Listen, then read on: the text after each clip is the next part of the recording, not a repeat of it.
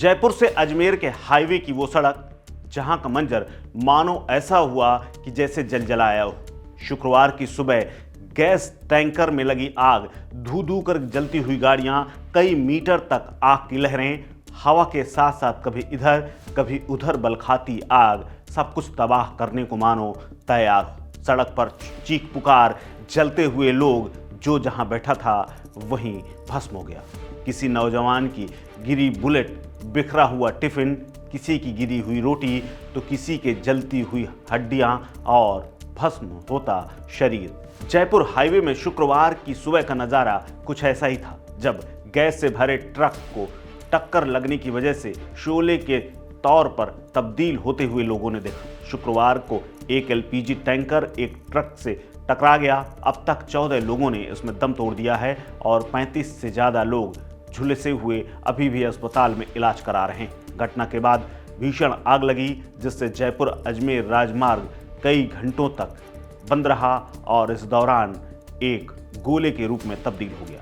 Jaipur tanker blast में शुक्रवार की सुबह 40 से ज़्यादा गाड़ियां जल गईं और इसी में जल गए 14 लोग। इसके अलावा कई ऐसे झुलसे कि अभी भी वो जिंदगी और मौत के बीच में झूल रहे हैं। इन गाड़ियों में उदयपुर की एक ट्रैवल बस भी थी। हादसे का पता लगते ही उदयपुर परिवहन विभाग अलर्ट हो गया।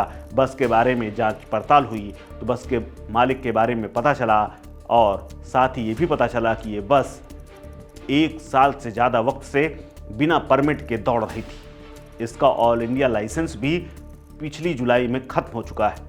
इसके अलावा मालिक का पता लगाया गया तो उसने बयान दिया कि ये बस सिर्फ आज की बुकिंग ली थी, इसके अलावा कभी ये बुकिंग में नहीं चलती थी, सिर्फ खड़ी रखती थी। लेकिन ऑनलाइन जब इसके चालान और इसके यातायात के बारे में ट्रैक किया गया तो पता चला कि बस रोज सड़क पर उतरती थी। बस मालिक से यात्रियों की लिस्ट तैयार की गई है, क्योंकि इसमें भी कई लोग जल करके भस्म हो चुके हैं। इसके अलावा कई अस्पताल में भर्ती हैं। जानकारी के मुताबिक घटना के समय बस में 35 से ज़्यादा पैसेंजर थे और तब आग लगी तब सब इधर उधर भागने लगे।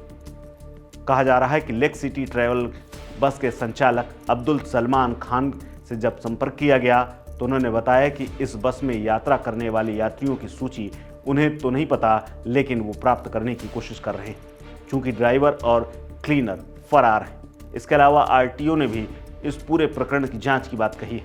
उन्होंने कहा कि एक बात सामने आई है कि बस की फिटनेस और रोड टैक्स तो पूरा था, लेकिन परमिट नहीं था। इस आग लगने के चलते चालक शहीद, जो कि खांजी पीर उदयपुर का रहने वाला था, वो घायल हो गया है, जबकि क्लीनर कालू, जो कि चित्तौड़गढ़ का रहने वाला था, उससे फिलहाल संपर्क नहीं हो पाया है। वहीं आरटीओ का कहना है कि हमने 24 यात्रियों से बात की है, कुछ यात्रियों से संपर्क नहीं हो सका। हमारी टीम और बस ऑपरेटर लगातार संपर्क करने में जुटे हुए हैं।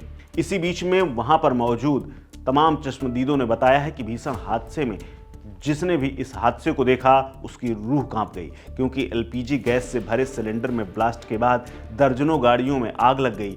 ऐसे लगा जैसे रात के अंधेरे में सूरज उगाया हो और इसी उजाले के बीच में चीख पुकार ऐसी थी कि कई लोग जिंदा जलते हुए नजर आए।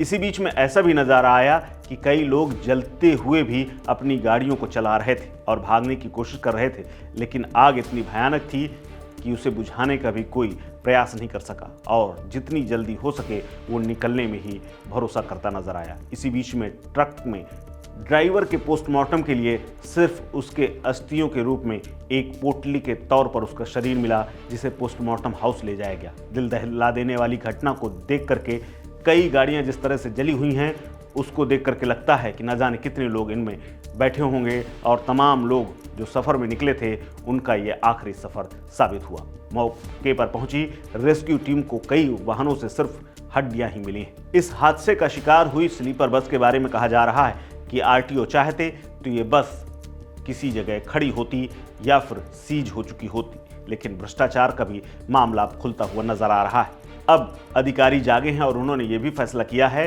कि जितनी भी बसें हैं उनका एक बार फिर से ऑडिट होगा और पता लगाया जाएगा कि कितनी बसें अभी भी बिना परमिट के सड़कों पर घूम रही हैं। इस खबर में फिलहाल इतना ही। अपडेट्स के लिए बने रहिए वन इंडिया हिंदी के साथ। नमस्कार।